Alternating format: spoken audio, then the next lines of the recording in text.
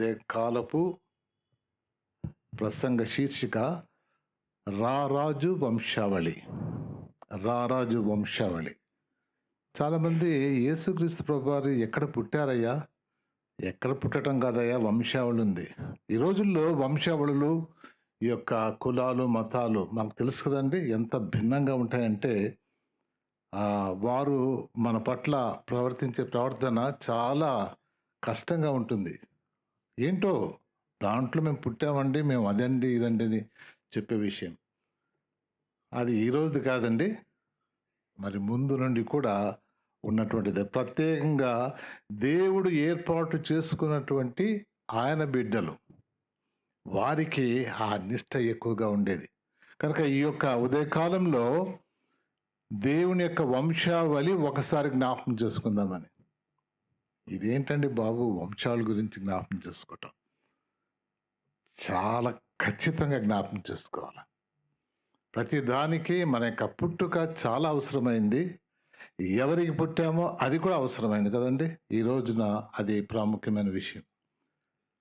అంత ఖచ్చితంగా ప్రతివారు ఎవడో వచ్చేసి నేను దేవుడిని చెప్పుకుంటాడు, కానీ వాళ్ళు ఎక్కడి నుంచి వచ్చారో కూడా తెలియదు. అయితే యేసుక్రీస్తు ప్రభు వారి యొక్క వంశావళి చూసినప్పుడు ఎంత గొప్పగా ఉందో. ఈ యొక్క దేవుని యొక్క వంశావళి ఈ యొక్క నూతన నిబంధనలో 2 చోట్ల రాయబడింది. ఒకటేమో లూకా సువార్త 3వ అధ్యాయం 23 నుంచి వచనాలు చూస్తూ ఉంటుంది. ఆ తర్వాత మత్తయి సువార్తలో 1వ అధ్యాయము మొదటి 16 వచనాల్లో ఆయన యొక్క వంశావళి రాయబడింది.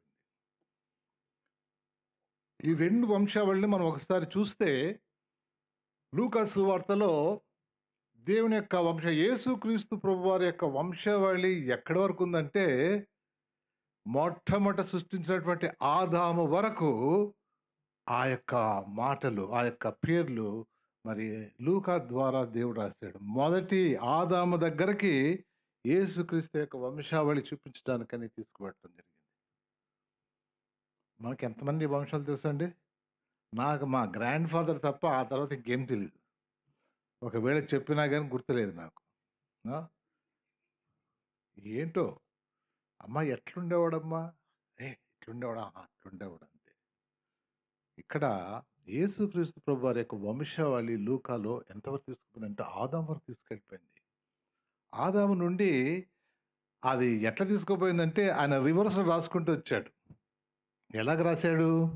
యేసుక్రీస్తు ప్రభు వారి గురించి రాసి, ఈయన యోసేపు కుమారుడుగా చెప్పబడెను.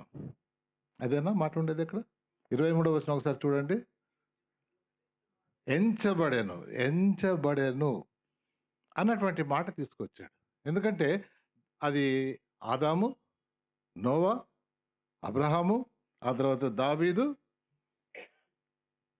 ఇక్కడికి వచ్చేసరికి యోసేపు తండ్రిగా ఏమంటాం ఆ మాట, ఎంచబడెను అన్నటువంటి మాట. ఇక్కడ 4 సువార్తలు 4 విధాలుగా యేసుక్రీస్తు వారిని వర్ణించారు. మత్తయి ఏమో రారాజుగా, రాజుగా, తర్వాత మార్క్ ఏమో సేవకుడుగా, లూకా ఏమో సంపూర్ణ మానవుడుగా, యోహాను వచ్చేసరికి దేవుని కుమారుడుగా. ఆ యొక్క ఉద్దేశాల్లో ఆ యొక్క రాయబడి ఉన్నటువంటి విషయాలు. ఇక్కడ మత్తయి సువార్త రారాజుగా ఆయన ఎవరికి రాస్తున్నాడు తెలుసా అండి? యూదులకు రాస్తున్నాడు. యూదులకి. ఎందుకంటే యూదులు మా దేవుడు, మా యొక్క రక్షకుడు రాజుగా వస్తాడు, ఇంకేమిలే అన్నటువంటి ఉద్దేశం కలిగినటువంటి వాడు. కాబట్టి ఆయన కేవలం యూదులకే రాశాడు. యూదులకు రాసిన భాగము చాలా ప్రత్యేకమైనదిగా, అందుకని నేను ఈ ఉదయకాలము యూదులకు రాసినటువంటి వాక్య భాగాన్ని చదవాలని ఇష్టపడుతున్నాను. ఎందుకంటే ఇక్కడ మొదటి 16 వచనాల్లో, మొదటి 16 వచనాలు మొత్తము హిస్టరీని కవర్ చేసేస్తుంది. దేవుడు ఏర్పాటు చేసుకున్నటువంటి బిడ్డలు అందరినీ దాంట్లో చూడొచ్చు అనమాట. ఆ రీతిగా ఆ యొక్క వంశావళి ఉంది. వంశావళి చాలా ప్రాముఖ్యమైంది. నా లెక్కలో అంత పెద్ద వంశావళి ఉన్నటువంటి వాళ్ళు ఎవరిని చూడలేదు.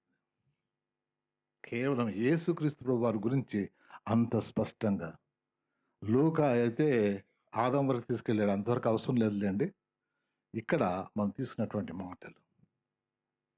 మొట్టమొదటి అధ్యాయం, ఈ నూతన నిబంధన మొదటి అధ్యాయములో మొదటి వచనము యేసుక్రీస్తు పేరుతోనే స్టార్ట్ అయిపోయింది.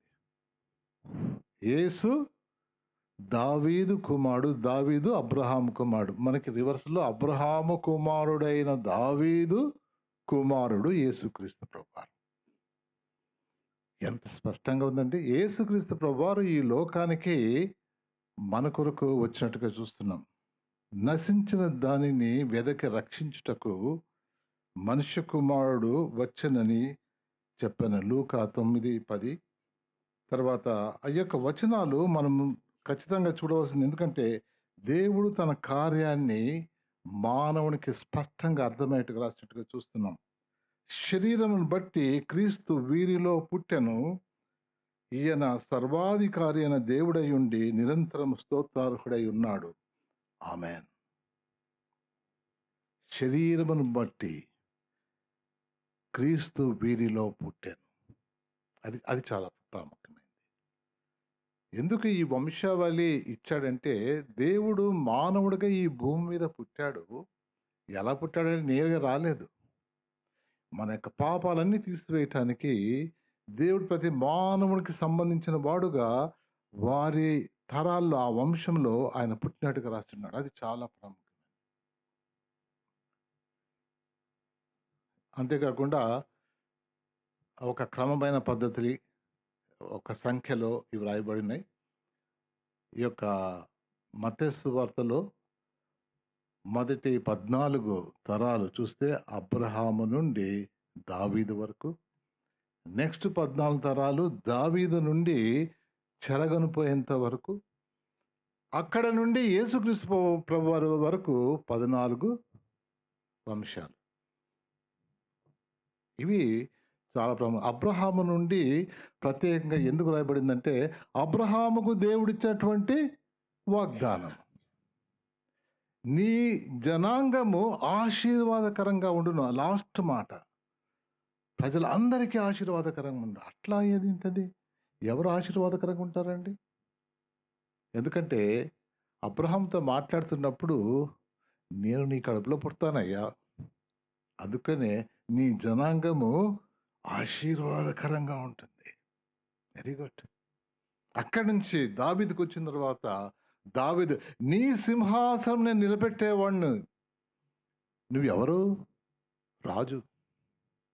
అందుకనే రాజుగా నీ యొక్క సింహాసనం, నేను పుడతాను నీ కడుపులో, నేనే రాజుని. అవునా?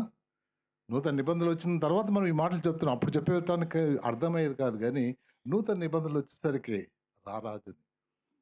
లూకా దగ్గర నుంచి చూస్తే ఆదాము దగ్గర నుంచి, దావీదు దగ్గర నుండి ఇంకొక వరుస తీసుకొని వచ్చి యోసేపు వరకు తీసుకొచ్చాడు. ఎందుకంటే యోసేపు అన్నటువంటి ఆయన అవసరమే ఉంది.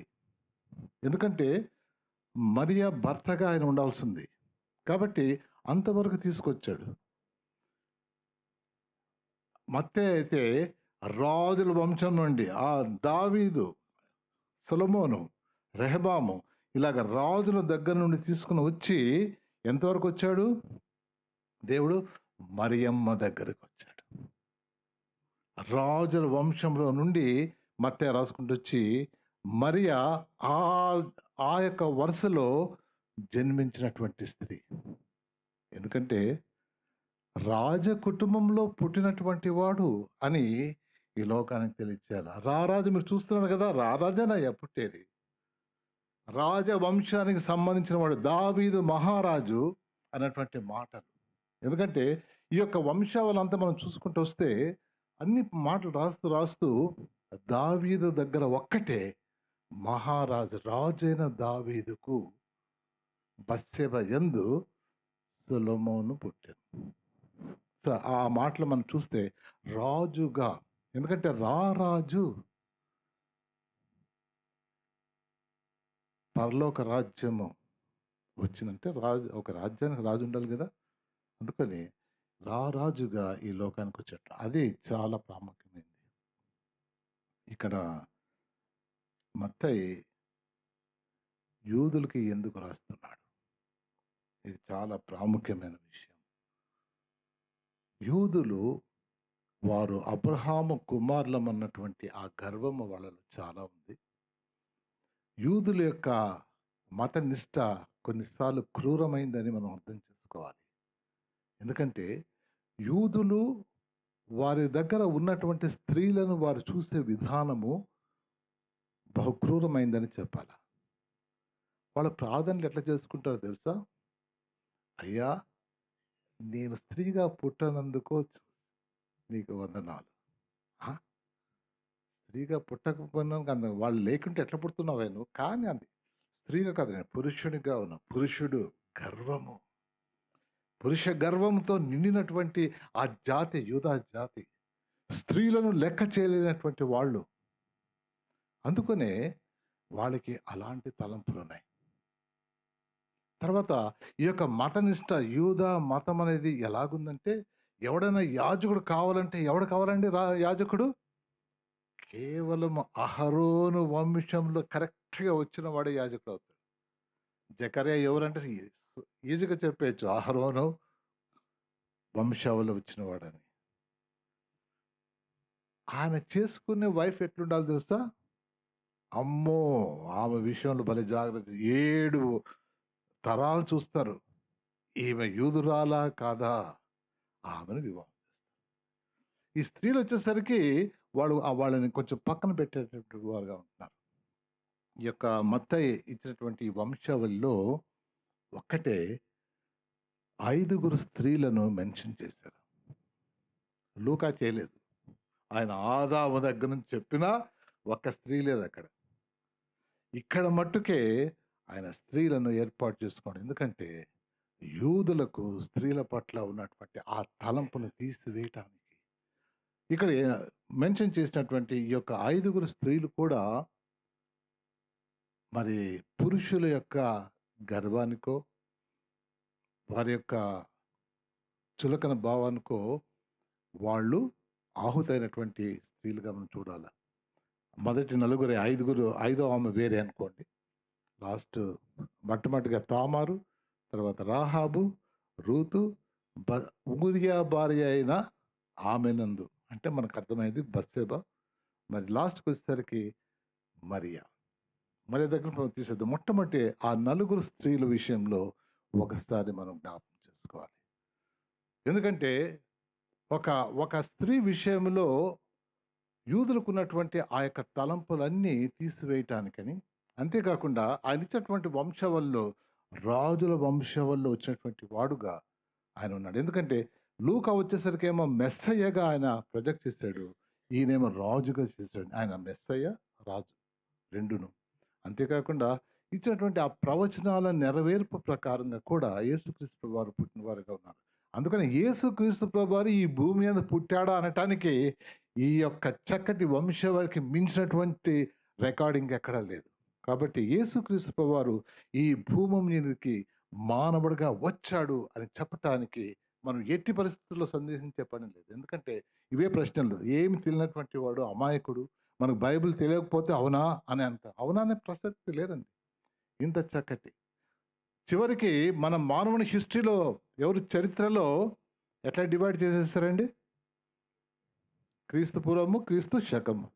దానికి ముందు వాళ్ళు ఎంత ప్రయత్నాలు, వేరే వాళ్ళని కూడా ప్రయత్నాలు చేశారు తెలుసా మీకు?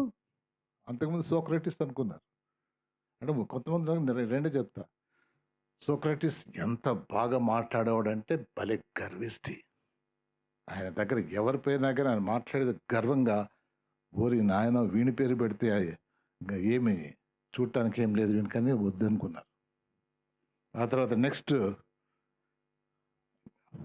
ప్రపంచాన్ని జయించినోడు ఎవడండి? అలెగ్జాండర్ అనుకోడా. ఈయన ఆయన మొత్తం ప్రపంచాన్ని చేసేసాడు కదా అని చూస్తారు. ఆయన బాగా చూశారు. ఎవడు వీడు? స్త్రీలోలుడు, తాగుబోతు. అంత పెద్ద అయినా కానీ చిన్న దోమ కుడితే చనిపోయాడు. శరీరం కూడా అంతగా అప్ టు ద మార్క్ కాదు. ఇంత బలహీనడా, ఒక దోమ కొడితే చచ్చిపోయాడు. వీడి పేరు లేదు. చివరికి యేసుక్రీస్తు ప్రభువారు ఎలాంటి ఆయనలో చూపించడానికి ఎలాంటి మచ్చ లేనటువంటి ఆయన. అందుకనే యేసుక్రీస్తు, క్రీస్తు శకం, క్రీస్తు పూర్వం ఉన్నటువంటి విషయాలు ఈ రోజుకి మనకి యేసుక్రీస్తు ప్రభువారు ఈ యొక్క చరిత్రలో ఉన్నాడని చెప్పడానికి వీలవుతుంది. యేసుక్రీస్తు ప్రభువారి గురించి చెప్పడానికి దేవుడు ఎంతమంది ప్రేరేపిస్తున్నాడండి ప్రపంచమంతా. ఈ రోజుల్లో ప్రతి చోట యేసుక్రీస్తు గురించి చెప్తున్నాడు. ఎంతమంది సాక్ష్యాలండి. నిన్న క్రిస్మస్ ప్రోగ్రామ్స్, 2 ప్రోగ్రామ్స్లో దేవుడు ఆయనకు ఉద్దేశం నెరవేరుస్తున్నాడు. అది నేను అనుకున్నా, దేవా ఈరోజు వస్తారు, ఎవరు వస్తారో మాకైతే తెలియదయ్యా, మా చేత కాదు, అక్కడ సహాయం చేసినట్టుగా నీవే సహాయం దయచేయాలి. ఉదయం నుంచి ఇక్కడ నిలబడినటువంటి వాళ్ళు ఎంత భయభక్తులతో దేవుని యొక్క వాక్యం చెప్పారంటే, దేవుని యొక్క వాక్యము ఆ రీతికి చెప్పటానికి అర్హమైంది. కాబట్టి దాన్ని బట్టి దేవునికి వందనాలు చెల్లించాలా. వినయ్, వెరీ బ్యూటిఫుల్ అన్న. You have taken the Bible portion very very nicely. I was touched. దేవునికి వందనాలు చెల్లించాలి. ఈ యొక్క సమయంలో ఈ యొక్క స్త్రీల గురించి కొన్ని మాటలు జ్ఞాపకం చేసుకుందాం. ఈ యొక్క స్త్రీలను మనం జ్ఞాపకం చేసుకున్నాం. అబ్రహాము నుండి యాకోబు వరకు వచ్చేసాము. యాకోబుకు 12 మంది సంతానము. దాంట్లో చిన్నవాడంటే లాస్ట్ బట్ వన్ యోసేపు అంటే అసూయ వచ్చి తరిమేశాడు. కానీ కొంచెం యూదా వాడిని చంపకుండా ట్రై చేశాడు. దేవునికి వందనాలు. దాని తర్వాత యూదా కుటుంబం నుంచి బయటకు వెళ్ళిపోయాడు. ఆయనేమో బానిసగా వెళ్ళిపోయాడు. ఈయన మట్టుకు ఇంట్లోంచి బయటకు వెళ్ళిపోయి కనానీయురాలైన స్త్రీని వివాహం చేసుకున్నాడు. ఆ డీటెయిల్స్ అంతా అవసరం లేదు. ఆమెను చేసుకున్న తర్వాత ఆయనకి 3 కుమారులు పుట్టినారు. 3 కుమారుల్లో పెద్దవాడు పెద్ద వయసు వచ్చినట్టుంది, బహుశా 18 సంవత్సరాలు 17 సంవత్సరాలు. ఆ అబ్బాయికి తామార్ అన్నటువంటి కనానీయుల స్త్రీని తీసుకొచ్చి వివాహం చేశాడు. కానీ వాడు చెడ్డవాడైనందుకు ఆ దేవుడు వాడిని నశింపజేశాడు. ఆ రోజుల్లో ధర్మం ఏంటంటే భర్త సంతానాన్ని కాపాడటానికి ఆయన కుమారుడు ఆమెను వివాహం చేసుకోవచ్చు. కాబట్టి 2వ వాడు కూడా వివాహం చేసుకున్నాడు. వానికి ఇంకా చెడ్డోడు వాడు. నాకు పుడితే మా అన్న పేరు వస్తుందని వాడు ఒక చెడ్డ కార్యం చేసేసరికి దేవుడు వాడిని కూడా మొత్తాడు. వాడు చచ్చిపోయాడు. ఇది చూసినటువంటి యూదా, ఎవరండి ఈయన? దేవుడు ఏర్పాటు చేసుకున్న బిడ్డ అనుకున్నాడు కదా, అమ్మో ఈ అమ్మాయిని చేసుకున్న దానికి 2 పిల్లలు చచ్చిపోయారు, ఇంకా నేను 3వ వాడికి వస్తే వాడు కూడా చచ్చిపోతాడు అనుకున్నాడండి. చూడండి, మనసు యొక్క మానవుని యొక్క తలంపులు ఎట్లున్నాయంటే తీసుకుపోయి ఎవరి మీదో చూపిస్తాడు. నీ కొడుకులు ఎట్లున్నా నీకు తెలీదా? ఈ అమ్మాయి నుంచి వాళ్ళు చచ్చిపోయారు, మరి 3వ వాడు ఇస్తే కూడా చనిపోతాడని ఆమెతో ఏం చెప్పాడు? అమ్మా, నువ్వు విధవరాలుగానే మీ అమ్మ నాన్న దగ్గరికి వెళ్ళిపో, వీడు పెద్దోడైన తర్వాత నీ దగ్గర పంపిస్తాను. అమ్మ ఎంతో నియమముతో భయభక్తులతో తన పవిత్రతను కాపాడుకొని 3వ బిడ్డ కొరకు ఎదురు చూస్తూ ఉంది. అబలా వీడు పెద్దోడైపోయాడు, అయ్యగారేం పంపించటంలే. వామ్మో, ఈ పిల్ల వీడిని పంపిస్తే ఈ వీడు కూడా చచ్చిపోతాడు కదా. అంతలోనే ఆయన భార్య చచ్చిపోయింది. యూదా భార్య చనిపోయిన తర్వాత వాళ్ళకి దుఃఖ దినాలు ఉంటాయి. భార్య చనిపోయిన తర్వాత నాకు తెలియదు, అబ్బా వాళ్ళంటే లెక్కలేదు, కానీ వాళ్ళు చచ్చిపోతే దుఃఖ దినాలు చేస్తారు. వీళ్ళు చేశారు. ముగించుకున్న తర్వాత గొర్రె బొచ్చు కట్ చేయడానికి అదుల్లామా ప్లేస్కి వస్తే అక్కడ తామారు ఉంటుంది. ఆమెకు అర్థమైపోయింది, మా మామయ్య అబ్బాయిని పంపించటం లేదు, నేను ఆ వంశంలో ఉండాలి, ఒక నియమాన్ని పాటించినటువంటి స్త్రీ ఆ కుటుంబంలోనే ఉండాలి అన్నటువంటిది. ఆమె తీసుకున్నటువంటి నిర్ణయము సరైనది కాకపోయినప్పటికీ పవిత్రంగా ఆమె ఆ నిర్ణయము జరిపించినట్టుగా చూస్తున్నాం. ఆ స్థలంలో ఆయన వస్తున్నప్పుడు అర్థమైపోయింది, ఆమె వైధవ బట్టలు తీసివేసి ఒక వేశ్యగా సిద్ధపడి తల మీద గుడ్డ వేసుకొని కూర్చున్నప్పుడు ఆయన ఆమె దగ్గరికి వెళ్ళటము, నేను నీతో వెళ్ళొచ్చా, అయితే నాకు ఏమిస్తావు, నాకంటే గొర్రెపిల్లి ఇస్తాను, మరి అంతవరకు ఏం పెడతావు? నీ యొక్క ముద్ర, దారము, నువ్వు పట్టుకున్నటువంటి ఆ కర్ర పెట్టేసి, ఆ తర్వాత నువ్వు అది ఇచ్చిన తర్వాత ఇచ్చేస్తాను. ఆ తర్వాత వాడు వెళ్ళిపోయి ఆ గొర్రె పిల్లని పంపించేసరికి ఏం అక్కడ లేదు. అదుల్లా మీడైనటువంటి వాడు ఎత్తుతాడు, అమ్మ ఇక్కడ ఏదో వ్యభిచారి ఉండాలి కదా, వేశ్య ఉండాలి. లేదండి. అరే ఇక్కడ ఎవరు ఉండరండి వేశ్యలు అనేవాళ్ళు. వాడికి అర్థం కాలే. మళ్ళీ వచ్చి చెప్పాడు, అక్కడ ఎవరు ఉంటారంటే కదండి. అరే మా పొరుగు పోతుందా, పద వెళ్ళిపోదాం అనేసి వెళ్ళిపోయాడు. కరెక్ట్ 3 మాసాలు అయిన తర్వాత తామారు గర్భవతి అన్నప్పుడు కోపం వచ్చింది అయ్యగారికి, యూదుగారికి. ఆ అమ్మాయిని తీసుకురండి, రాళ్లతో కొట్టి చంపేసేయాలి. ఎక్కడున్నావయ్యా పురుషుడు? నీ పాపాలు నీకు గుర్తురావా? స్త్రీ చేస్తే నీకు అంత కోపం వచ్చింది, మరి నీ విషయం ఏంటది? వచ్చేసి చూసారా, ఆ రోజుల్లో యూదులు వాళ్ళు స్త్రీ ఏదైనా చేస్తే అలుసుగా తీసి పడేస్తారు. కానీ దేవుడు ఖాతరు చేసే దేవుడు ఖాతరు చేసే దేవుడు. అందుకనే దేవుడు ఏమంటే, ఎవరైతే దయనీయమైనటువంటి స్థితిలో ఉన్నారో వాళ్ళని లేవనెత్తే వాళ్ళు, ఏ స్త్రీలనైతే నువ్వు పడేస్తున్నావు వాళ్ళని ఏర్పాటు చేసుకున్నటువంటి వాడు. అది జ్ఞాపకం చేయటానికి యూదా ద్వారా యూదులకు రాస్తా ఉన్నాడు. అక్కడికి కరెక్ట్గా వచ్చేసరికి దేవుడిచ్చేటువంటి శక్తిని బట్టి అవి పంపించి, అయ్యా ఒకవేళ నేను గర్భిణి అయితే ఈ వస్తువులు ఎవరు వారి వల్ల నేను గర్భవతి అయ్యాను. ఆ యొక్క మాట దేవుడు ఆ బిడ్డతో ఆ రోజున మాట్లాడిచ్చాడు. యూదా అన్నాడు, ఆమె నాకన్నా నీతిపరురాలు, నా కుమారుని నేను ఇవ్వలేదు, ఆమె నాకన్నా నీతిపరురాలు. అందుకనే ఆమె ఆ రోజున రాళ్ళ చేత కొట్టబడాలి, కానీ యూదాన్ని మళ్ళీ పట్టుకున్నాడు దేవుడు. మరి ఆయన ద్వారా ఆమె నీతిమంతురాలు. అందుకనే యూదా కుమారుడు పెరెసు జరహు, ఆమె కవల పిల్లలు పెడుతుంది. కాబట్టి ఆమె కుమార్తె ఆమె కుమారుడు పెద్ద కుమారుడు పెరెసు యూదా కుమారుడుగా ఇక్కడ రాయబడింది. నీవు వద్దన్నా దేవుడు దాన్ని తీసుకుని వచ్చి కలిపే దేవుడుగా ఉన్నాడు. స్త్రీని నువ్వు అగౌరవపరచడానికి వీలు లేదు, తీసుకొని వెళ్ళిపోయాడు. దేవుడికి వందనాలు. ఒక స్త్రీ, అందుకని ఆమె రాయబడింది. ఆమె నియమాన్ని బట్టి, ఆయన విశ్వాసాన్ని బట్టి, ఒక క్రమంలో ఉండటానికి ఇష్టపడిన దాన్ని బట్టి, ఆ పురుషులు వాళ్ళు సరిగ్గా చేయలేకపోయినప్పటికీ ఆ బిడ్డ యొక్క నియమాన్ని దేవుడు గౌరవించాడు. స్త్రీలను ఎవరిని గౌరవిస్తున్నారండి? ఆమె సంతానంలో నుండి ఒక రోజున రారాజు రానే ఉన్నాడు. రెండవది ఇంకొక స్త్రీ రాహాబు. ఈ యొక్క రాహాబు ఎవరండి? రాహాబు ఎవరు? జాషువా సమయంలో ఎరికో యోర్దాను కూడా దాటి వచ్చిన తర్వాత, యోర్దాను దానికి ముందు ఇద్దరు స్పైస్, తెలుగులో ఏంటండి, వేగుల వారిని పంపించేయటం. అక్కడికి వేగుల వారిని ఇద్దరిని పంపిస్తే ఆమె కూడా ఎవరండి? రాహాబు. వారు వేసే అయిన రాహాబు ఇంటికి చేరింది. ఆమె దగ్గరికి వెళ్ళారు. మెన్షనింగ్ ఏముంది? వేశ్య. ఒక స్త్రీ వేశ్య కావటానికి కారణము పురుష జనాంగం. చాలాసార్లు ఒక స్త్రీ వేశ్య కావటానికి చాలా రీజన్స్ ఉన్నాయి. They want to be right, but society puts them down. చాలాసార్లు అది పరిస్థితి. ఇక్కడ రాహబు అయినప్పటికీ ఆమె తన యొక్క కుటుంబాన్ని కాపాడుతూ పోషిస్తూ ఉన్నది. మరి ఇంగ్లీష్లో ఇన్ అని ఉంది, ఇన్ కీపర్ అని. బట్ ఎనివే చాలాసార్లు వేశ్య అని ఇక్కడ రాయబడింది. కాబట్టి ఆమె పురుషుల చేత తక్కువ స్థితికి లాగబడినటువంటి స్త్రీగా మనం చూడొచ్చు.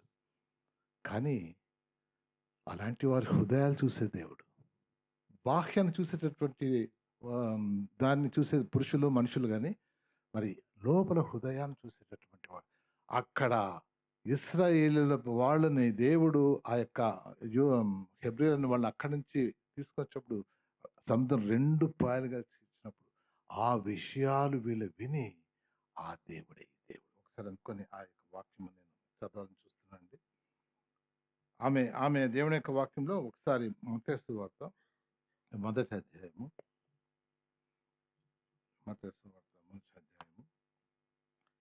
5వ వచనంలో షల్మాను రాహాబునందు బోయజును కనెను. షల్మాను రాహాబునందు బోయజును కనెను.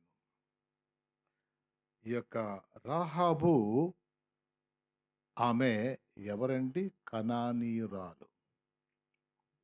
తామారు కనానీయురాలు,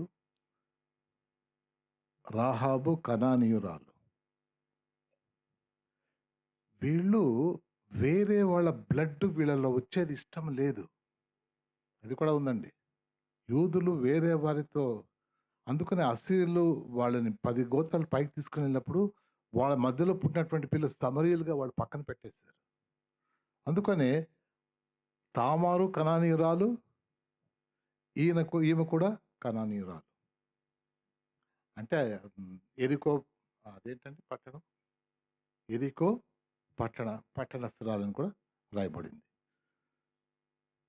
ఆమె ఈ యొక్క స్పైస్ని దాచిపెట్టి వాళ్ళు నిద్రపోకముందు వాళ్ళ దగ్గర పోయింది. అయ్యా, మీ దేవుడు ఆకాశమందును భూమి యందును దేవుడే ఉన్నాడు.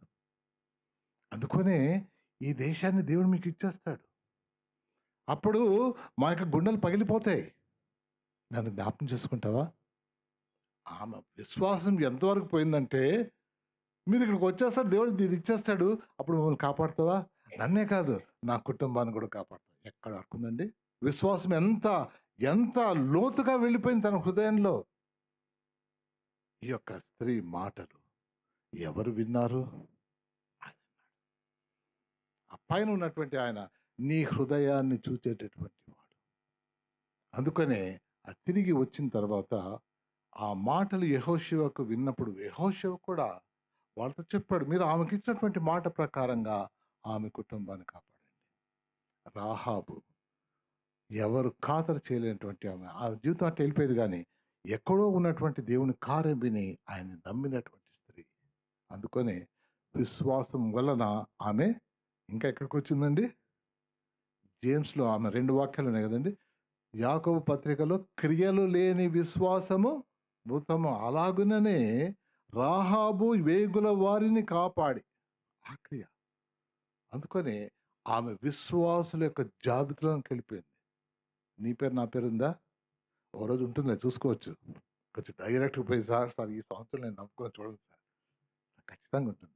దేవుని యొక్క మాట సత్యమైంది. ఆయన నమ్మినటువంటి వారి యొక్క పేర్లు జీవగ్రంథంలో ఉంటాయి, మనం చూసుకోవచ్చు. కానీ ఇక్కడ మరి ఆమె గ్రంథం, ఇప్పుడు మనం ఉన్నటువంటి బైబిల్ గ్రంథంలో ఆమె విశ్వాసుల యొక్క జాబితాలో రాయబడింది.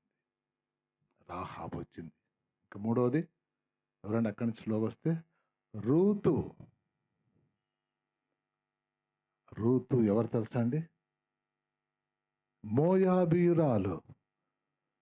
ఇంకా యూదులకి ఇంకా వాళ్ళిద్దరు లోతు పిల్లలు ఇద్దరు ఉన్నారు కదండి, కుమారుల ద్వారా వచ్చినటువంటి మోయాబీయులు, అమ్మోనీయులు. వాళ్ళలో ఎవరే కానీ వీరి రక్తంలో కలవడానికి వాళ్ళంటే కోపం.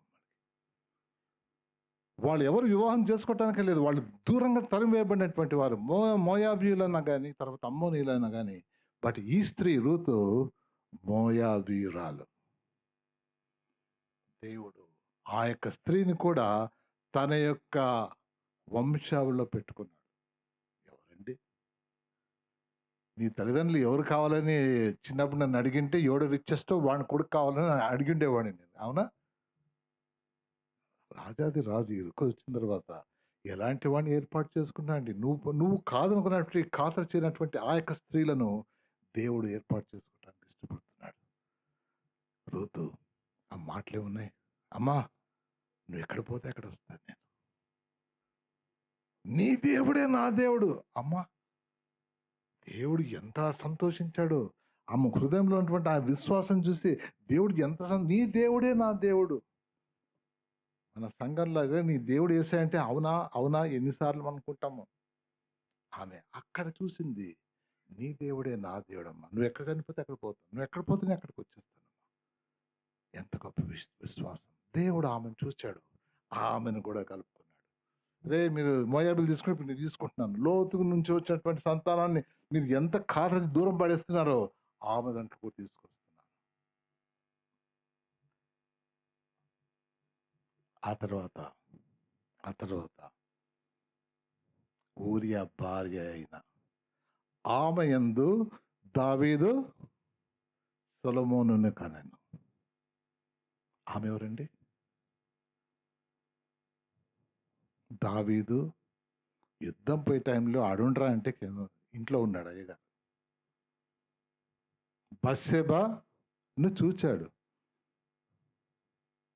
బత్షెబ ఊరియా భార్య. ఆమె ఎవరండి? ఆమె వయసు, ఆమె ఏ దానికి సంబంధించింది? బోయజ్ ఎవరండి? ఊరియా ఎవరు? తక్కమని పక్కన పెట్టేసుకున్నా. ఊరియా చెప్పేస్తా. హిత్తీయుడు.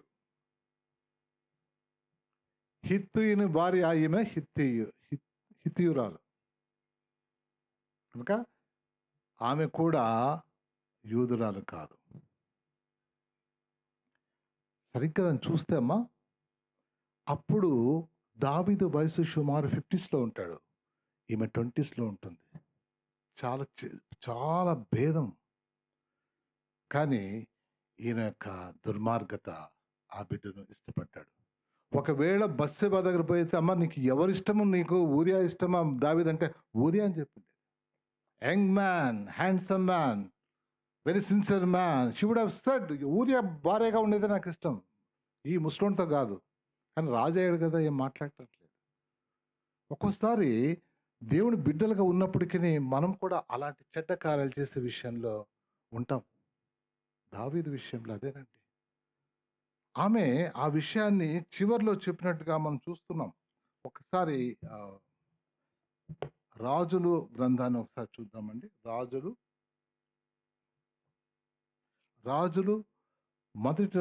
మొదటి అధ్యాయము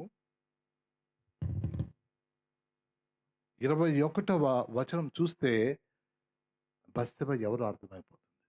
అక్కడ ఏం రాయబడిందంటే, ఆయన చనిపోయే స్టేజ్లో ఉన్నాడు. ఇది కాదు నా ఏలిన వాడవైన రాజవగు నీవు నీ పితరులతో కూడా నిద్ర పొందిన తరువాత నేనును నా కుమారుడైన సొలొమోనును అపరాధులముగా ఎంచబడుదుమో. ఆమె కాన్షియస్ చూడండి. దావీదుకు భార్య అయినప్పటికీ తన కాన్షియస్ చూడండి. నేను రైట్ వేలో రాలేదండి. నేను మనుషులకు ఎట్లా కనబడుతున్నా, అయ్యా నువ్వు చచ్చిపోయిన తర్వాత ఇప్పటివరకు నువ్వు రాజు, సరే మాకు బాగానే ఉంది. నువ్వు చనిపోయిన తర్వాత ఏముంది? నేను నా కుమారుడు అపరాధంగా ఉంటాం. అదండి పురుషులు స్త్రీలను చేసేది, అపరాధులుగా చేసేస్తాము. కానీ మాకున్నటువంటి రైట్స్ అనుకున్నాక దేవుడు వాటన్నిటిని కొట్టి వేస్తూ వచ్చాడు. అందుకనే వెంటనే దేవుడు దావీదు ద్వారా మాట్లాడి, ఇదిగో నా తర్వాత సింహాసనం మీద కూర్చున్నది అదే అని చెప్తాడు. అంతేకాకుండా ఆ కుమారుడు సొలొమోనుకి దేవుడు ఎంతో జ్ఞానంతో నింపేసి ఆమె తిరిగి హెచ్చించినట్టుగా చూస్తున్నాం. బస్ వీళ్ళందరూ ఈ నలుగురు స్త్రీలను మన మైండ్ తీసేసిన వాళ్ళు చాలా ఉన్నతమైనటువంటి స్త్రీలు, పురుషుల చేత తరబడినటువంటి వారు, నలపబడినటువంటి వారు. అయితే వారిని దేవుడు ఖాతరు చేశాడు. స్త్రీగా పుట్టకుండా ఉన్నావు అనుకున్నావా నువ్వు? అయ్యగారు చాలా మంచోడు, స్త్రీలుగా పుట్టకుండా ఉన్నావా? No no no. దేవుడు నీకు సహాయం చేసే దేవుడుగా ఉన్నాడు. వారిని ఖాతరు చేసి వారిని ఆ జాబితాలో తీసుకొచ్చాడు. సరిపోయిందా? అయిపోయిందా? దేవుడు దాంతో ఆపలేదు. ఆ తర్వాత నూతన నిబంధనలు వచ్చేసరికి ఇంకొక స్త్రీని ఇక్కడ దేవుడు రాసుకున్నాడు. చివరికి వస్తే ఆమె యందు యేసుక్రీస్తు వారు పుట్టారన్నమాట. ఆమె యందు ఆయన పుట్టాను. మరియమ్మ ఏంటమ్మా హాయిగా ఉంది, మంచి పవిత్రురాలు, వెరీ గుడ్. ఆమె తీసుకున్నటువంటి నిర్ణయము అసామాన్యమైనది. సామాన్యమైనటువంటి వారు తీసుకోలేరు. ఎందుకంటే యూదుల ఆచారాలు అంత కఠినమైనవి. చివరికి మరియ దగ్గరకు వచ్చేసరికి బస్సు అయిపోయింది. నెక్స్ట్ మరి ఐదు స్త్రీ, ఆమె కొనియాడబడినటువంటి స్త్రీ. ప్రత్యేకింపబడినటువంటి స్త్రీ. ఆమె విషయంలో దేవుని యొక్క ప్రవచనము నెరవేర్చబడాలి. అందుకని మత్తయి రాసినప్పుడు కన్యక గర్భవతి కుమారుని కనును, కన్య గర్భవతి అయి కుమారుని కనును అన్నటువంటి మాట నెరవేర్చబడాలి అని అంటే, అయ్యా యూదుడా, నీకు రక్షణ మార్గం కావాలంటే స్త్రీ కావాలి. నేను స్త్రీ సంతానాన్ని, పురుష సంతానం కాదు. మీరంత పాపులు. నేను స్త్రీ సంతానాన్ని. నీకు రక్షణ కావాలంటే, తిరిగి నువ్వు నా దగ్గర రావాలంటే, నిత్యత్వంలో రావాలంటే నాకు ఒక స్త్రీ కావాలను. మరియమ్మ దేవుని చేత ఏర్పాటు చేయబడినటువంటి స్త్రీ. ఆమె పరిస్థితి ఏం తెలుసండి? ఎవరండి? యోసేపునకు యూదుల వివాహం విషయం ఒక్కసారి జ్ఞాపకం చేస్తా. అది యూదుల వివాహము 3 దశలు ఉంటుంది. మొదటి దశ ఎంగేజ్మెంట్ అంటారు, తెలుగులో పేరాట, దాన్ని పేరాడుట అంటారన్నమాట. ఈ పేరాడుట అనేది ఏంటంటే, ఇక్కడ ఒక అబ్బాయి కోసం వాళ్ళ తల్లిదండ్రులు వస్తారు. అక్కడ వాళ్ళ అమ్మాయిని తీసుకొస్తారు.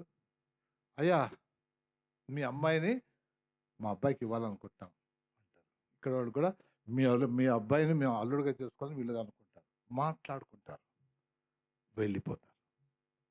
దాన్ని ఎంగేజ్మెంట్ అంటారు, పేరాడుట. అది మొదటి దశ. ఆ తర్వాత మళ్ళీ కన్ఫర్మ్ అయిపోయిన తర్వాత మళ్ళీ రెండోసారి వచ్చి కలుస్తారు. దీన్ని బెట్రోతల్ అనేటటువంటి సమయం ఇది.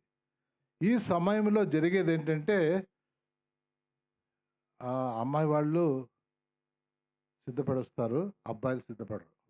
ఇంకోటి చూసింటారేమో, మరి మాకు తెలియదు. అయ్యా, అప్పుడు మాట్లాడుకున్నాం కానీ ఇప్పుడు మేము మీ అమ్మాయిని వివాహం చేసుకుని ఏమనుకోవద్దని వెళ్ళిపోతారు. క్యాన్సిల్ అయిపోతే ఏం ప్రాబ్లం లేదు, వెరీ గుడ్. లేదు, రెండోసారి వచ్చి ఈసారి మేము తప్పకుండా మనం కట్టుబడి ఉంటాం, మనం మొట్టమొదటిగా అన్నప్పుడు, అప్పుడు వాళ్ళు అటు ఇటు వాళ్ళు ఒప్పుకుంటారు అన్నమాట. దాన్ని బెట్రోతలు అంటారు. బెట్రోతలు అంటే ఎంతవరకు తెలుసండి? అది వివాహమే. అది ఎంత వివాహం తెలుసా అండి? ఈ బెట్రోతులకి పరిణయానికి మళ్ళీ 1 సంవత్సరం గ్యాప్ ఉంటుంది. ఆ గ్యాప్ ఉండాలా. ఈ బెట్రోతలకి పరిణయానికి వివాహానికి 1 year ఖచ్చితంగా గ్యాప్ ఉండాలి. ఎందుకు తెలుసా? ఈమె పవిత్రంగా జీవిస్తుందో లేదో, ఈయన పవిత్రంగా జీవిస్తాడో లేదో, వాళ్ళకి testing time. They have to lead a clean life, prepare for the marriage. After 1 month ముందు వాళ్ళు భార్య భర్తలే, కానీ వాళ్ళు కలవరు అనమాట. కలవకుండా ఉండేటటువంటి పవిత్రత కాపాడుకోవాలి. ఈ సమయంలో అబ్బాయి చచ్చిపోయాడు ఇంకా పెళ్లి కాకముందే, నువ్వు విడో అయిపోతావు. అంటే ఇంకా పరిణయం కాలేదు, బెట్రోతలు అయిపోయిన తర్వాత ఒప్పేసుకున్న తర్వాత మీరు కాదులేండి, ఇక్కడ ఒక పురుషుడు అనుకోండి, అబ్బాయి చచ్చిపోయాడు అనుకోండి, ఈ అమ్మాయి విధవరాలు. అదేంటండి, అంతే. వాళ్ళు ఎప్పుడు చూడని కూడా లేదండి, చూడలేదు, మాకేంటి, ఇది అంత కట్టుబడి. అది బెట్రోతలు అంటే అంత కష్టమైంది. ఒకవేళ పొరపాటు స్త్రీది అయిందనుకోండి, పురుషుడు వచ్చాడు, వాడికి ఎంత రైట్ ఉంటుంది తెలిసిన? 3 రకాల రైట్ ఉంటుంది. ఆమెను తీసుకొని వచ్చేయండి, రాళ్ళతో కొట్టి చంపండి చెప్పండి. రాళ్లతో కొట్టి చంపబడుతుంది. తన యొక్క కన్యత్వము కాపాడుకోలేదు. లేదు అంటే ఇప్పుడు కొంచెం మంచోడు ఉన్నాడు అనుకోండి, రహస్యంగా డైవర్స్ వెళ్ళిపోతాడు. అందుకనే దేవుడు యోసేపుని ఏర్పాటు చేసుకున్నాడు. నీతిమంతుడు. యోసేపు గురించి మళ్ళీ ఇంకోసారి చెప్తాను, చాలా నీతిమంతుడు. ఆమెను చూచి ఆమెను బాధ పెట్టకూడదని రెండో పద్ధతి ఏంటంటే, నువ్వు సైలెంట్గా డైవర్స్ వెళ్ళిపోవచ్చు. మూడవది, ఆమెను నేను వివాహం చేసుకుంటానండి అని డిక్లేర్ చేసుకోవచ్చు. ఆ వాడు హీరో. బ్యూటిఫుల్. 3 స్టేజ్లు చూస్తారు. రెండో స్టేజ్ ఈజ్ మోర్ డేంజరస్. అందుకనే ప్రధానము చేయబడినట్టు, బెట్రోతలు చేయబడినటువంటి ఆ స్త్రీ ఎవరంటే, ఈ కఠినమైనటువంటి ఈ యొక్క 1 yearలో గబ్రియలు దూత వచ్చింది. అదండి.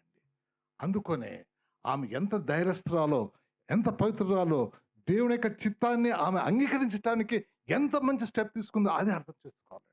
ఒక స్త్రీ, ఈమె ఎవరంటే స్త్రీకి పుట్టబోయేటటువంటి ఆ దైవ కుమారునికి తల్లి కాబోతా ఉంది. ఈమెకున్నటువంటి ఆ రోజున్నటువంటి ఆ యొక్క ఆ నిర్ణయం ఎంత గొప్ప నిర్ణయంగా చూడాలి. ఎందుకంటే మరియమ్మ అంటే మాట్లాడుకుంటున్నారు. ఆ సమయంలో గర్భవతి అయితే ఏం చేస్తారు? రాళ్ళు తీసుకొని కొట్టి చంపాల్సిందే. ఎందుకంటే అది అది యూదుల చట్టాలను మాట్లాడినవే. కాబట్టి ఈ సమయంలో మరియ గురించి మనం తప్పకుండా కొనియాడాలి. దేవా, ఇంత మంచి స్త్రీనిచ్చావు, ఆమెను బలపరిచాడు. ఆమె ఏం ముట్టకూడదండి. ఈయనకి కళల మీద కళలే మోషేకి, యోసేపుకి. ఈయన వెళ్ళి ఆ తర్వాత ఆయన దేవుడు చెప్పిన రీతిగా చేయడం జరిగింది. చూసారా? యూదులకు ఏం చెప్పాలంటే, నువ్వు ఏదైతే స్త్రీని నువ్వు ఖాతా చేయలేదో వాడు ఇంపార్టెంట్. ఏదో కులాలు అంటారు కదా, నేను దేంట్లో నుంచి వచ్చాను, ఏ రక్తం నుండి వచ్చాను నేను. నువ్వు ఏదైతే కాదనుకో, కనానీలా, హిత్తీలా, లేకపోతే రూత్ ఎవరమ్మా, మోయాబీయులా, నేను వాళ్ళందరిలో నుండి వచ్చినాను ప్రవేశించినాను. స్త్రీకి నేను పుట్టకపోతే నీకు రక్షణ లేదు. ఈ యొక్క జనాంగంలో రాజు కుమారుడుగా యేసుక్రీస్తు ప్రభువు వచ్చారని రాజుల జనాంగంలో నుండి మరియమ్మ వరకు చూపించినటువంటి ఈ యొక్క వంశావళిలో ఆయన ఈ లోకంలో పుట్టాడు, నిన్ను నన్ను రక్షించడానికని దేవుడు ఈ యొక్క వంశావళిలో వచ్చినట్టుగా మనం చూస్తాం. కాబట్టి ఈ యొక్క 5 స్త్రీల విషయంలో మనం దేవునికి వందనాలు చెల్లించాలి. ఇది చెప్పేటటువంటిది మత్తయి సువార్తలోనే ఈ వంశావళిలో ఉంది. కాబట్టి దేవుడు మనల్ని ఎంతగా ప్రేమిస్తున్నాడు. కాబట్టి ఈ రోజున దేవుడు మరొకసారి దేవుని వైపు మనం చూడాలని, దేవుడు అందరినీ ఆయన దగ్గరకు వచ్చేవారిని ఎవరిని కూడా కాదనలేదు. దేవునికి పురుషులని స్త్రీలని తేడా లేదు, గొప్పవారిని తక్కువవారని తేడా లేదు. ప్రతి వారిని వారి యొక్క హృదయాన్ని బట్టి వారు చేర్చుకునేటటువంటి వారుగా ఉంటున్నారు. కాబట్టి ఈ విషయంలో ఈ యొక్క వంశావళి ఆ రీతిగా యేసుక్రీస్తు ప్రభువు ఈ భూమి మీదకి వచ్చాడు చూస్తాం. ఆ తర్వాత ఇంకా ప్రసంగాలు వారమంతా మనం చూడొచ్చు, రకరకాలవి. పుట్టిన తర్వాత ఎన్నో విషయాలు, పుట్టేటప్పుడు ఎన్నో విషయాలు మనం చూడొచ్చు. కానీ ఈ వంశావళి చాలా ప్రాముఖ్యమైనది. దాంట్లో ఏర్పాటు చేయబడినటువంటి ఆ స్త్రీలు అందరూ ఈ రోజున స్త్రీలే కాదు, అలాంటి పరిస్థితిలో ఉన్నటువంటి ఎంతో మంది వ్యక్తుల్ని దేవుడు జ్ఞాపకం చేసుకునేవాడు, వారిని ఆయన యొక్క కుటుంబంలో చేర్చుకునేవాడు ఉన్నాడు. కాబట్టి ఈ యొక్క సువార్త ప్రతి ఒక్కరిని దేవుడు మరొకసారి అనులందరినీ చేర్చుకొని వారు కూడా ఆయన బిడ్డలు కావడానికి ఇష్టపడే దేవుడు. అబ్రహాము విశ్వాసులకు తండ్రి. యూదులు అంటారు మా తండ్రి అంటాడు. ఫిజికల్గా కావచ్చు, కానీ విశ్వాసంలో ఈ రోజున సంఘానికే తలగా యేసుక్రీస్తు ప్రభువారు ఆయన మనకు తలగా ఉన్నాడు. ఆయన శరీరంలో మనము భాగస్థులుగా ఉన్నాం. ఎవరినైనా దేవుడు ఆహ్వానించడానికి ఈ యొక్క బలం నుంచి మనం నేర్చుకోవచ్చు. ఆయన యొక్క శరీరంలో ఎవరైనా రావటానికి స్త్రీ పురుష భేదం లేకుండా ఈరోజు అందుకనే ఈ లోకంలో యేసయ్య పుట్టినట్టుగా చూస్తాం.